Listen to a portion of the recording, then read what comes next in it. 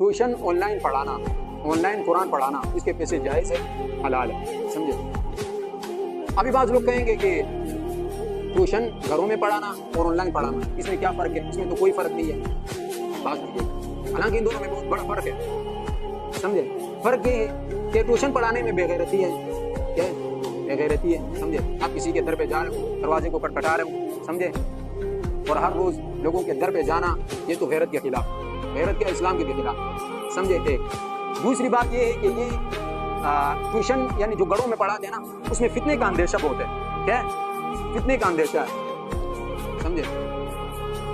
फितने का अंदेशा इस वजह से है कि जो लोग घरों में जाते हैं और अलहदगी इख्तियार करते हैं, क्या करते हैं? अलहदगी इख्तियार करते हैं।